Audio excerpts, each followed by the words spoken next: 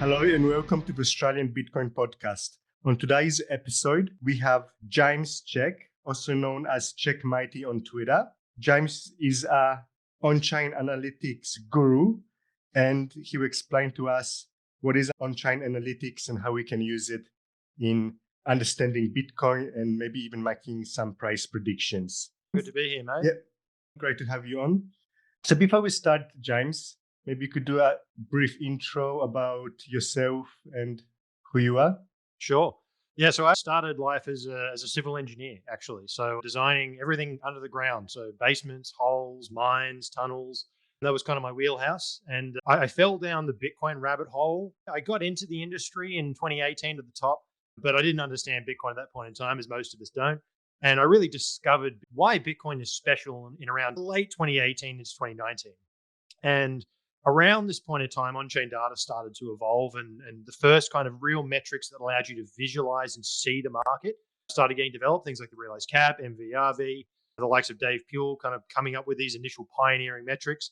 And I developed an interest in markets in that time. Now, in my life as a civil engineer, we deal a lot with risk and probability, and that's essentially what markets are all about.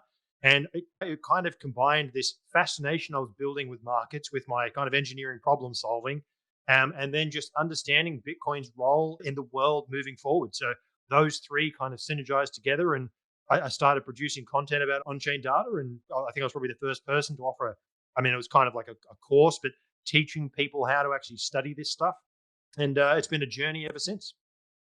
Okay, and now, so you work for Glassnode now also, do you? Correct. Currently lead analyst at Glassnode. I've been there since February 2021, so just over 3 years now.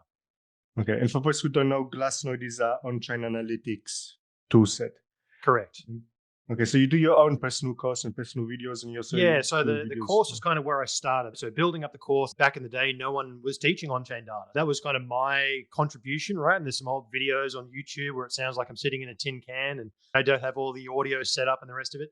But then as I moved into Glassnode, essentially I've got all of the data at my disposal. And it just kind of opened the field of what could be done. So basically all the work's been, we've got our newsletter, we've got a whole bunch of tools we've kind of innovated and pioneered around. We've got a weekly video. So all in that same lens of trying to teach people how to use the data, but just with so much more in terms of tool set and what's available to me.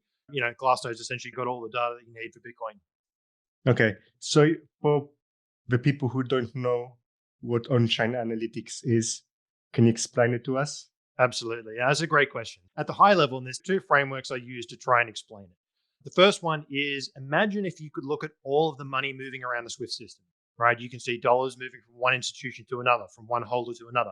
That is essentially what we get to see. We get to see all the transaction activity, all the volume. At Glassnode, we do all the clustering. So we work out who are these coins flowing between? Is this going from an investor to Binance? Is it going from Binance to Coinbase? And you can use that to really understand what the monetary system of Bitcoin is doing. The other framework I use is for people who are doing fundamental analysis in the traditional finance space. You'll look at the quarterly reports for the companies that you're following. Well, Bitcoin gives you a quarterly report every 10 minutes. It's an update of what happened, who changed coins, who's moving them around. And in aggregate, what we're doing is taking all that information and understanding the supply and demand balance. So this kind of stuff is really useful for everyone from the hodler to just understand where we are in the cycle, understanding how profitable everybody is. It's good for active managers and traders because you can essentially see sentiment. You can actually visualize people buying tops, selling bottoms, doing the right thing, doing the wrong thing. You can see what whales are doing versus shrimp. You can see what exchanges are doing. It's essentially looking at the blockchain and extracting useful information from it. And, as with all things, there's some people who do it really well and some people who don't. And it's a very, very early field. And there's just not that many people who have kind of spent a lot of proof of work actually learning how to understand this data. So it's a fascinating field. I love it. And the key thing that makes this possible is that Bitcoin, all the transactions on the blockchain are all publicly visible. We don't know necessarily always who's behind the transaction, but with analytics, we can sometimes guess if it's large entities. Correct. All the transactions are on the blockchain. And the other thing we can do there is we use what we call heuristics. So you'll often hear things like long-term and short-term holders. Because we don't know who is actually transacting, at Glassnode, we know that these are exchanges. We've kind of got them in their own bucket. For everyone who's not on an exchange, you can say, well, how long have you held your coin for? And what we found is that 5 months is about 155 days. There's been other people who've done studies and they get 140 or 130, whatever it is, somewhere in that realm of 5 months. Once you've held your coin for 5 months, you're statistically very unlikely to spend it. So you kind of move into that hodler bucket. So we can actually use how long people have held their coin as a bit of a proxy for, are you a trader or a speculator, or are you a hodler? And you can start to break down how many of those coins are moving between those two buckets. Okay. And so for somebody who wants to use those on-chain analytics, what can they be actually used for? Is the goal here to just find out interesting trivia about the network, or is it to make price and investment decisions? What can it be used? I think let's bring it down to the different people who would use data. My personal favorite is the hodler, right? The average guy who's just trying to stack sats. On-chain data helps you find when has the market completely flushed out, right? It looks like a bottom. And at the Bitcoin Live conference last year, my presentation was on a textbook Bitcoin market bottom, and the FTX bottom was absolutely textbook. You could not have crossed more T's and dotted more I's on a perfect textbook bottom. And likewise, the tops generally look pretty much the same, right? You're looking for, are all the old hands like long-term holders, are they spending? Are they taking huge profits? Are we seeing volumes ticking higher? There's all these like things, like a checklist. If you've got all of these things, it's probably getting close to a top. So for the hodler, it's fantastic to just navigate those big cycles. It's also very useful, and I think this is an underappreciated point. And I actually get this feedback quite a bit because the videos we do, about half-hour video once a week, and a lot of people say, I don't really know why the price goes up or down. All I know is that when I watch these videos, you kind of learn, why did price move? They don't care that price sold off 20% or it rallied 30%. What they care about is, it's much easier to hodl because I understand why. And that's a big difference, right? So if you can really simplify it down and just understand why things happen, it actually makes the volatility much, much easier to deal with. So that's kind of the average person, the hodler cohort. There's then a whole nother group that I would put under the bucket of asset managers, traders, investors. These are people who are moving institutional type money. Some of them will do everything from like quant strategies where they like run it through the machine and find out what specific metrics at what time of day and on a Thursday, what's the best time to buy and sell. And some people are just directional traders, right? They look for certain crossovers and signals. So there's different buckets of people. But broadly speaking, that's kind of the group, right? You've got the long-term people who just want to understand why and what's going on.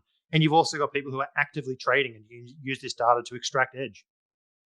Okay. So for the average Bitcoin pleb wants to start using on-chain analytics and he's trying to maybe see where we are in the cycle, if we're close to the bottom or close to the top, and just to kind of understand what's happening a bit, which actual analytics should he look at? Totally. This is a fantastic question. So for the average pleb, and we did do a report recently about the realized cap. The realized cap is probably the most important foundational metric in all of on-chain data. It is the backbone of all the cool shit that we do. Now, just to kind of put into context, what is the realized cap? The realized cap is the on-chain market cap. At the moment, when we look at the market cap, right, what is it, 1 point something trillion dollars for Bitcoin? That is assuming that every single coin, all 19.7 million, are valued at the current spot price. Now, that's not really a very useful tool because Satoshi's coins are lost. Early miner coins are lost. There's about 1.5 million that we know are lost. By my estimate, there's something in the order of about 3.5 to 4.5 million lost coins. Some of those coins moved at $200, $20, $50. Like, should we really be pricing every single one at the spot? Not really. So what the realized cap does is it prices every coin at the time when it last transacted. So Satoshi's coins, even though there's 1.5 million of them, are worth zero, right? The early miners are worth 12 cents. So they're kind of adjusted for what they're actually worth. So now let's go one step further. By the way, this is all based on a thing called price stamping, where we look at every UTXO and we say, right, when was it created and when was it destroyed? And you can assign a price and a time to both of those events, measure the time delta, measure the price delta. So if somebody bought their coin at $1,000 and sells it 4 years later at $10,000, someone else has to come in with that $9,000 difference to buy it. So the realized cap will climb because that coin got revalued from 1,000 to 10,000. This is a capital inflow. So what we see is that when the realized cap trades higher, it's showing that money is coming into Bitcoin. Coins are going from a cheaper cost basis to a higher cost basis. From that, we can extract literal cost bases. We can see where the average purchase price was. And human beings, we're very psychological creatures in markets. If you go from in profit, you're having a great time, the bull market's ripping higher, your coins are in the green, you buy a shitload of coins, and then suddenly the price falls below your level, most people panic, especially newer investors. So knowing where that cost basis is can actually show you where those points of sensitivity is. There's a whole bunch of other things, right? We've got like the MVRV ratio, which is just a derivative of the realized cap. It's just showing you how in profit or losses the market. You've got various other ones about spending and SOPR. But anyway, there's a whole bunch of tools, but they all come from this very, very simple concept of let's value every coin at the price when it last moved, and let's revalue it every time it spends. And from that, you can extract just an unbelievable amount of information. And for the hodler, derivatives of the realized cap will essentially give you a toolbox to navigate pretty much all market conditions, which is really, really powerful stuff. Okay. So thanks for giving that summary of those tools. If somebody wants to learn more about the actual tools to understand them a bit deeper, I guess probably the best place would be to go to your course or to your videos. No, for Glassnode, we've got our insights portal. So we do a weekly newsletter, and then each week we also have about a 25 to half hour video. Okay. And the idea of that is to essentially show people what we're seeing. And we kind of use the market as our muse. So me and my team, we kind of look at what the market is doing. We absorb that information and we say, how can we describe this in our data? Now, what we also do is a couple of bespoke pieces. So that realized cap, for example, we have a whole piece that's just dedicated to understanding that metric. So not only do we do kind of weekly reports and updates on what's going on, we also do bespoke reports, which is like, hey, let's explore this metric and show people how it's done. I would check out that realized cap piece, both the video and the report. That's going to be a great foundation. And is that free to access that? Yes. All of our content and videos are free. So yeah, Glassnode has a YouTube channel at Glassnode, and it's insights.glassnode.com for the actual newsletter. Okay. Recently, everybody was very excited about the ETFs getting approved. So I'm curious if you have kind of any insights based on on-chain data to tell us about what's happening with the ETFs. Yeah, the ETFs, I mean, it is a landmark moment. So there's a couple of things there. The first one is that, let me just break down, I've spoken of this before, but it's worth just giving this context. If we break down the FTX onwards, right, from the bottom that was set when FTX blew up onwards, up until about October last year, so from, let's say, November 2022 all the way through to October 2023, we rallied up to about 30K. We never got above 30K. We kind of poked our head up at 31, but we just got pushed back down. That whole area was hodlers only. The only people who were there were the hardcore Bitcoiners who understood what Bitcoin is. So the capital flows are very small. We didn't have very many pullbacks, which is actually very strong, but there wasn't kind of institutional money. There wasn't big capital allocators. Bitcoin was dead for a decade, was the narrative. When we got to October, everything changed. We saw, I mean, not only did price go from like 26 to 45 or something in like a month and a half, less than, but the realized cap, as I said before, started ripping higher. Gradient just shifted massively. Money started coming in. And this was also when the ETFs were starting to get a lot of hype. Approvals were looking like they were increasingly likely. There was a lot of was this new money? New money and institutional in size. And you know, I mean, it's hard to actually measure the difference between institutional versus retail. But I mean, a very simple check. Go and look at Google Trends for Bitcoin. There's no retail here. This is the original Bitcoiners and institutional money. That's essentially what we've got coming in at the moment. Those ETFs, they have changed the game because, I mean, the volumes that we're seeing traded and the AUM they have right now, we're talking about billions of dollars. BlackRock's and Fidelity's are both two of the top performing ETFs ever. Really just incredible stuff. And I expect it to slow down at some point because you can't have $100 million flows every day. So for me personally, it's well and truly in excess of what I had anticipated. I'm very, very impressed. Seeing the amount of coins flowing in is just, it's unreal. We can see them and they're completely offsetting GBTC. And GBTC is drawing down a huge amount of coins, like 150,000 or something enormous. That is a huge overhang. And really, GBTC is the final, like, I don't know what the right word is, but the final thing hanging over the market between what I'm going to call the old world and the new world. Because I reckon that when you go back and look in time, that the approval of those ETFs is when Bitcoin went from an adolescent to an adult. It stepped across that boundary where we are now in a different and more mature world. And you can see this in market structure, right? Binance has got a regulator sitting on their desk now. FTX is gone. All of the bad lenders from last cycle are gone. Most of the exchanges, it's kind of Coinbase and Binance. That's kind of it. Really what we've seen is like there's an old world and there's a new world. And I think the ETFs are that line. For those who don't know what GBTC is, can you maybe just give an Sure. explanation? So GBTC recently converted to an ETF. So it's the biggest spot Bitcoin ETF, but it actually used to be a thing called a closed-end fund. And it was that way for many years. Now, what a closed-end fund means is that coins can go in, but they can't come out. It's like a Hotel California. Now, what happened is back in the old world, there was no way for institutions or big traders to actually get Bitcoin exposure. They couldn't actually buy spot Bitcoin because they need to buy some kind of regulated investment vehicle. So GBTC tried to give them that product.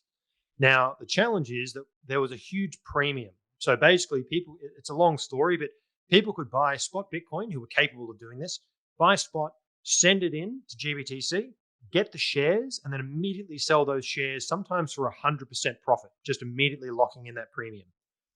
What happened in 2021 during the bull leg is lots of people did this, and they did it with leverage. So what happened is that there was 661, I think, thousand Bitcoin that flowed into GBTC over the course of like 3 or 4 months.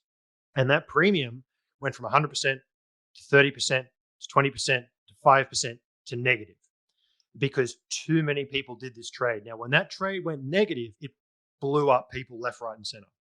So it was essentially the Widowmaker trade. Lots of people did it, lots of leverage, huge reason that the 2022 bear market played out the way it did. And we're getting towards the back end of that. Now it's converted to an ETF. Coins can actually get redeemed and come out. And it's kind of that final overhang getting cleared out of the industry. Okay. So you're saying that people are moving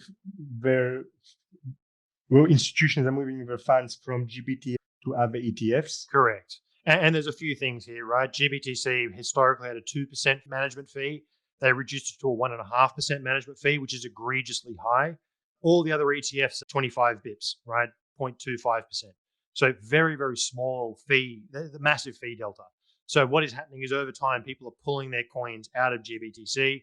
The challenge is, and I actually suspect that GBTC will be an indicator for the top because a lot of people are going to hold that GBTC because they don't want to realize the tax, right? They don't want to sell an asset that they bought low and then they don't want to lock in the taxes yet. I suspect that people who want to get out of GBTC but want to wait for the right tax opportunity, those flows will come out towards the top of this bull market would be my expectation. And in many ways, keeping an eye on GBTC from that regard is probably not a bad indicator for when things are getting close to the top. But there's also new money coming in apart from the transfer from GBTC to other ETFs. Yes, billions of dollars in net inflows. So even if you account for all the outflows from GBTC, the new money coming in is completely offset that. I think it's almost about 50-50. So completely offset GBTC and then added another amount to that. I need to actually check the numbers, but really quite incredible stuff. And the other exciting event, there's a lot of excitement this year. Now there's going to be the halving coming up. So I'm just wondering, what's your take on that? And, after the halving, do you think the price is going to rise or fall? What kind of insights, data should we look for? The halving is one of these things that Bitcoiners debate every 4 years. Is it priced in? Is it not priced in? And actually, I got this question yesterday, and I tried to provide a thoughtful answer to it. The question was, does macro drive Bitcoin price or the halving? And in that instance, which one drives price more, right? Is it macro or the halving?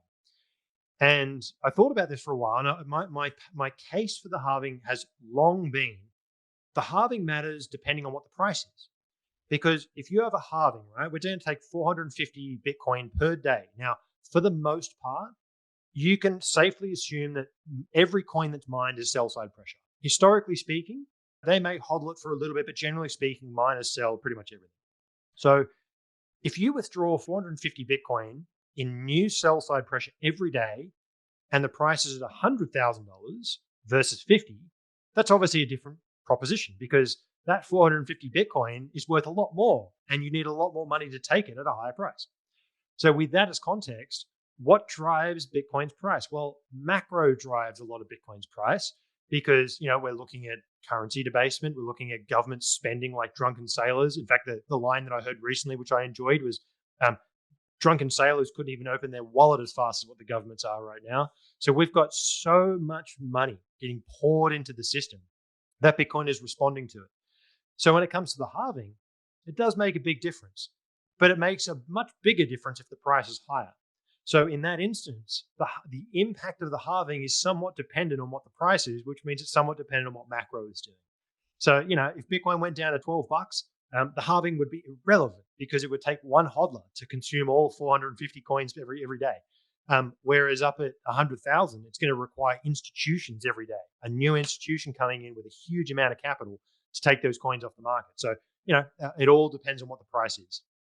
I just anecdotally have to say that I meet so many people who don't even know much about Bitcoin or have very little knowledge.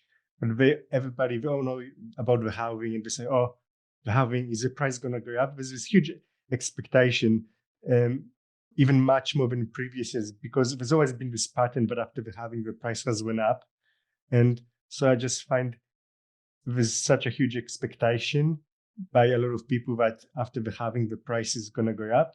And sometimes it's a self-fulfilling prophecy, right? In fact, the Bitcoin Bush Bash in Murrah recently, I gave a talk that basically showed there's this chart that we look at where we're basically looking at when different entities, I'm just going to call them the shrimp for now. We're talking about people who have less than one Bitcoin. I think I had it less people who have less than 10, but the point is hodlers, right? Sat stackers.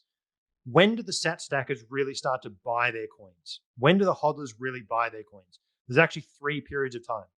The first time they do a massive influx of buying, after the bull market top, we have a big sell-off, right? And basically, let's go back to the 2021 example. Prices rallied up to 64,000. It sells off to 30, and the hodlers go 50% discount. Yeah, I'm in, done. And they come in and they buy. The second time they buy is FTX and the 2018 bottom, when the market has done its bear market and it collapses. That final sell-off is usually brutal, but the hodlers go, "Thank you very much, I'm stepping in." And the third time is in the months leading up to and through the halving. They are the 3 primary periods where hodlers step in and accumulate their coins. So it's kind of a self-fulfilling prophecy. People think that the halving is going to have an impact, so they buy a shitload of coins. There's less coins to buy, so anyone else who comes in late to that party pushes the price higher, and everyone goes, "Look, the halving caused the price to go up." It's like, well, not kind of, but the investors buying the coins made the price go up, and they happened to buy the coins because they knew some other guy was going to come in around the halving and do the same thing. So it's one of these like chicken and eggs kind of scenarios, and that's why I like to look at the data and be like, well, what is actually going on? The hodlers are buying. Cool, that's all I need to know, right? That's my takeaway message. The hodlers are buying again. Happy days, move on. Is that what you can see from analytics right now, that the long-term holders are buying? The one thing that the narrative from last cycle that I found hilarious is everyone was saying all the Bitcoin cycle metrics and stuff, the cycles are going to die. Well, every narrative except that has died because Bitcoin is literally doing the exact same thing it does every single cycle. There is nothing different about this cycle whatsoever. It is textbook exactly the same. I think it's fascinating. I don't understand why, but Bitcoin just seems to have this pattern. This is its heartbeat. It does it every single cycle. I look forward to the day when it changes because that means I don't have to like reassess and go through reestablishing my biases. But for now, everything looks exactly the same as every previous halving. There's basically no difference, which is fascinating. Okay. So what are some of the signs you look for when we're at the bottom, when we're at the top? Great question. So in many ways, they're the exact opposite of each other, as you would expect. And if you spend enough time around markets, particularly if you study anything to do with commodity markets and the like, I think the question to ask is, what do you want to see at a bottom? Well, what I want to see is that every single weak hand investor has been purged from the market. There are no more sellers. You want to see huge amounts of losses because basically human beings in markets, we are naturally geared to avoid risk. And what that means is that people will buy their coins at the top and they will hodl and they will hodl and they will hodl and they'll get to the bottom and they go, "Fuck it, I am out, I'm done. I cannot look at this number anymore." And they capitulate and they lose 50% of their net worth. They turn around, they walk away. Invariably, That's the bottom. So you look for these moments where you can see capital inflows. You can also see capital outflows. When people buy high and they sell low, coins go from 60,000 to 15,000. You can see that on chain. And human beings do this at the same time. We all have this like pre-programmed pain threshold where we eventually just go, I cannot look at this red number anymore. All my friends are calling me an idiot. I'm sick of this Bitcoin thing. I'm done. And they all do it at the same time and they capitulate. That's what you want to see. What else is going on at that time? Normally miners are getting crushed. So hash rate starts to come offline. Your hash ribbons invert. So you've got hash rate falling off a cliff. You've got massive unrealized losses. You've got massive realized losses. The market is dead. Transaction counts are down. Volumes are down. Textbook bottom. This is what the bottom looks like. And strangely enough, at this very moment, you will see the hodlers stepping in and buying as many coins as they can. So every single person who's capitulating and going, I'm done, has another arrow going, thank you very much. Now, at the bull market top, we have the exact opposite. At the bottom, you've got this like massive concentration of coins held by long-term holders. People have held their coins for 3, 4, 5, 6 months, a year, 2 years. That swells up to all-time highs at the lows. In the bull market, it's the exact opposite. Those people who bought at the bottom wait for the news headlines and their dumb friend to be calling them and everyone saying, should I buy? And we're like 2x above all-time high. That's when they're selling. Miners' profitability is through the roof. Things like the pure multiple, which is their mining profitability, through the roof. So you look for huge paper gains, huge locked-in gains. So realized profit, unrealized profit. Miners are just making money hand over fist. ASICs are trading for ridiculous prices. There's all these kind of indicators. And finally, all the smart money, long-term supply declines because they're selling and taking those profits. So you see that the dumb money now owns all the coins. So if you think about it, what's the one time you don't want to own Bitcoin? When most of the owners are people who saw it on the news last week and go, oh man, I need to buy this $250,000 Bitcoin because I'm having FOMO. Well, who sold it to you? It's the smart money who bought it 15K. So that's the kind of framework, right? You're looking for these extremes in human behavior. For whatever reason, we just get to visualize, and these stuff is just very, very organic and happens time after time. Okay. So, for example, you say that at the top, what you have is long-term holders, people who've been around a long time, who understand the cycle, they start selling off. And you have instead people who are recent and new to Bitcoin buying. But speculators, traders, unsophisticated. Yep. But with on-chain analytics, like which would we look at to tell us that? How do we know, like, how do we tell that? So I think probably the best metric to visualize this is called the realized cap Hotle waves. It's basically looking at, you've probably seen the Hotle waves before. It's basically a breakdown of the supply based on how old it is. Now, the problem with the classic Hotle waves is that because it's BTC denominated, like you can see Satoshi's coins, it's this giant blob of 10-year-old Bitcoin. Well, I don't really care about Satoshi's Bitcoin because they're not worth anything in terms of the price when they move. So the realized cap Hotle waves is the USD denominated. It looks at every coin when they were acquired, and it breaks down essentially the USD saved, the wealth that's stored in Bitcoin. Show me that by age band. And when you plot it in that format, Satoshi's coins disappear because they're worth zero. And what you see is these big waves of all the new buyers coming in, very hot colors. New buyers always peaks at the top, and old buyers always peaks at the bottom because you've got this like flow of capital between long and short-term holders. So realized cap Hotle waves is probably the best metric to start. If you're looking for oscillators to try and pick those tops and bottoms, MVRV and SOPA, they're both oscillators, but they're actually sister metrics. MVRV, and there's different variants for long-term holders, short-term holders, whole market. It's describing the unrealized profit or loss. How much is paper gains or losses is the market holding? And SOPA is how much actual gains, coins that were spent that were locked in. Show me the average profit or loss locked in by investors. And if you look at those two side by side, they tell you the full picture. What does a bull market top look like? Everyone's in ridiculous paper gains, very, very high MVRV across all cohorts. And lots of those guys are actually taking chips off the table, locking in very large profits. So when you've got both of those things hitting extreme values, probably a top. Likewise, at the bottom, people carry enormous losses. They carry that red portfolio the whole way down and they finally capitulate.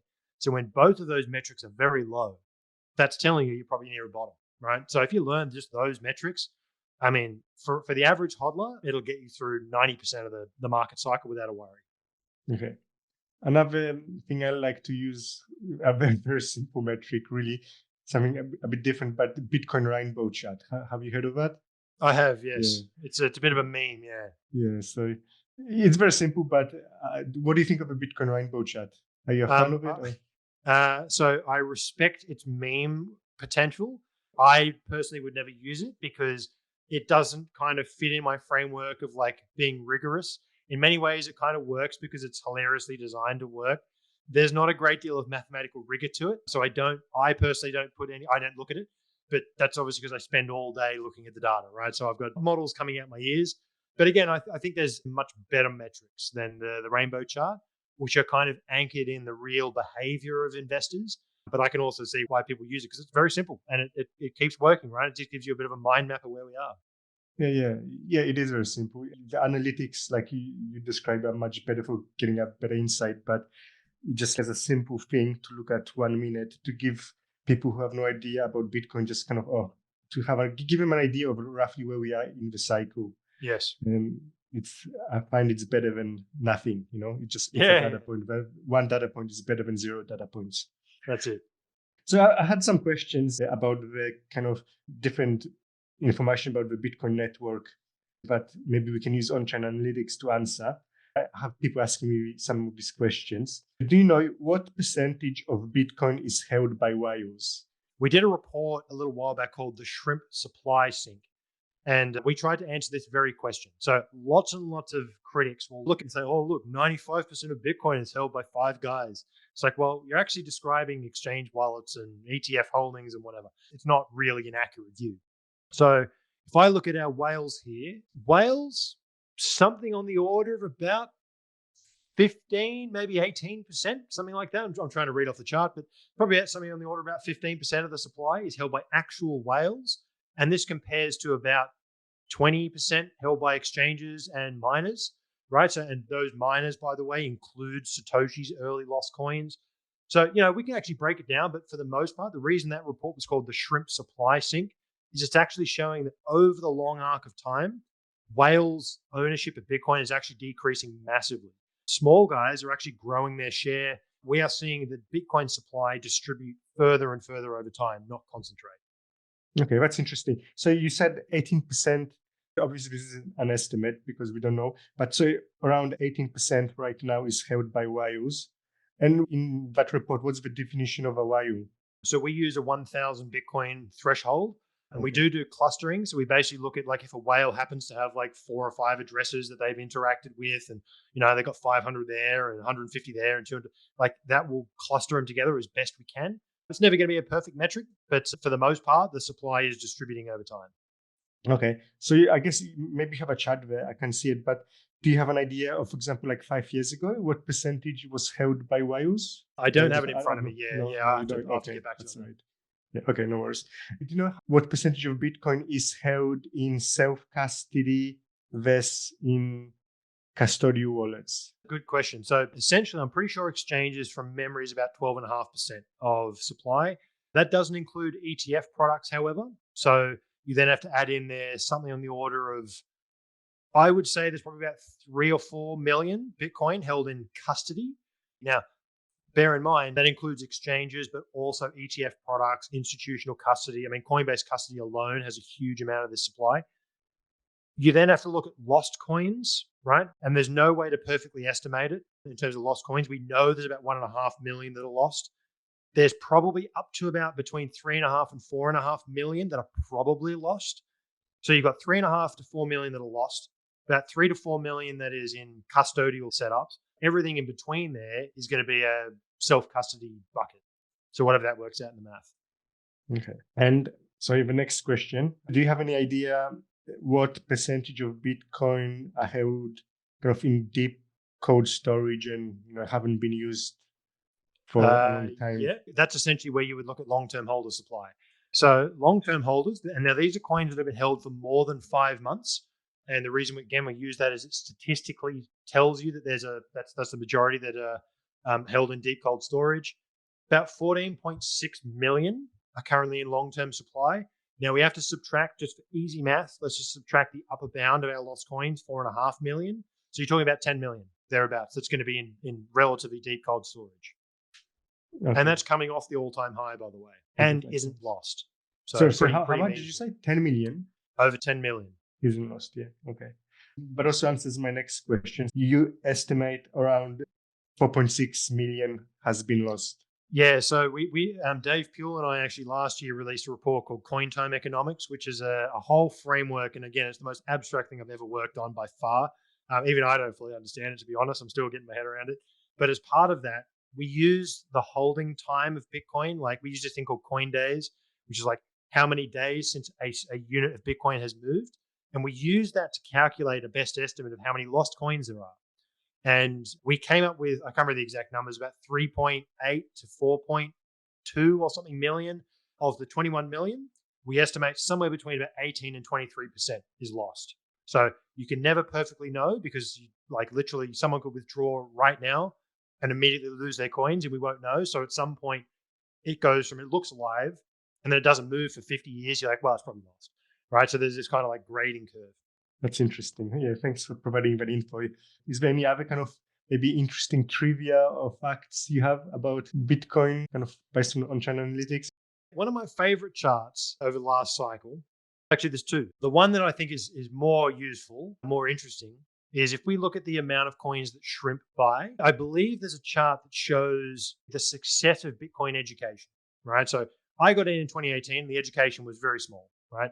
Over the course of 2019, 20, 21, the Bitcoin education suite, people building content expanded massively. Now, if you go back to the 2017 top, Shrimp, people with less than one Bitcoin, the little guy, the average punter, they bought an all-time high, like the 30-day change in their balance. They just bought a shitload of coins. But that was very fleeting. It was like a big buy into the top, and then they got rinsed the whole way down. The amount to which the Shrimp balance increased never came even remotely close, not even during the 2021 bull market. Didn't even get close to that level. It got to that level, and remember, 2017, the peak was 20,000. It reached that level in 2022 when we sold off to 20,000, when Three Arrows blew up, and then FTX blew up, and Luna blew up. The Shrimp then just started ripping into it and buying. They've hit massively high levels ever since. That to me, I mean, think about the kind of person who buys the top in 2017, that was me, and then goes through the bear market, doesn't really understand what they're doing, but they learn about Bitcoin. Eventually, price comes back down to 20,000 or 15,000. I mean, that was a crazy time. When FTX blew up, the narrative was that Bitcoin was dead for a decade. Imagine stepping in and buying coins en masse at that time. You have to be seriously hardcore. But the Shrimp did it. And they did it in a size that we just have never seen before, blew out all-time highs. So to me, that describes the success of Bitcoin education, hardening people up from buying the top in 2017 to buying the absolute bottom in conviction and size in 2022. That to me is, I think that's my favorite chart because it really describes how successful Bitcoin education has been over the years. The only other fun fact is that since the FTX lows, we haven't even had a 20% correction, which is by far the most powerful uptrend that Bitcoin has ever seen. So this up leg has been really, really one for the history books. The people who wanted to buy the dip have had no dips to buy. It's been pretty historic by that metric. Okay. So you're saying basically that the people who used to be dumb money, excuse for losing the term, but dumb money learns on the mistake. And after like a cycle or two, it becomes smart money. I think is such an amazing thing to see because I've lived through the process of the education growing from nothing to something. And it's been a journey and I can see myself in the data, which is a point that I often use for hodlers. Can you see yourself in the data? If so, it means you're looking at the data the right way. And another thing, all this tells me that it's very likely that we're going to have less volatility in Bitcoin. Even you said we haven't had less than a 20% downturn during the last year or something where previously we had. And like because of these patterns, because people becoming smarter about the cycles and Bitcoins become bigger in terms of the kind of expectation, looking at the like with the increases and decreases, it's very natural to expect that the cycles won't be as volatile. Each cycle becomes less volatile. Yep. Well, I mean, if you look at realized volatility across any time frame, it is measurably less volatile, right? We've seen, I mean, I'm looking at it right now. Realized volatility over a 3 month, 6 month, 1 year time frame is down to 43, 45%. If we wind back the clock to the 2021 peak, we're talking about 87, 95, 75%. Back in 2017 and 18, 136%, 110, 105. So we are like 30% of what we were in 2017, and we're 50% where we were in 2021. So measurably, the volatility is coming down already. This is already in play. Yeah, yeah. Well, is there anything else, James, you want to cover, or how we can find you? Anything else you want to share? No, I think we went over all the good stuff. If you want to find me, you'll find me at _checkmatey_ on Twitter. And if you want to follow my work, go to insights.glassnode.com. You'll find our blog. If you check out the Bitcoin analysis section, we have a lot of stuff with that Realiz cat piece that I mentioned. And we also every Tuesday put out a video on at Glassnode for YouTube. So be sure to check that out. Yeah, and you also be speaking at Bitcoin Alive, I believe. I will be at Bitcoin Alive, yes. So if you're around, come and say hi. If you haven't bought your ticket yet to Bitcoin Alive, Hardblock is sponsoring it. And you can use the discount code Hardblock to get a 10% discount. So if you haven't bought a ticket, Bitcoin Alive, it's going to be the biggest Bitcoin conference in Australia, biggest Bitcoin event. Should be a good day.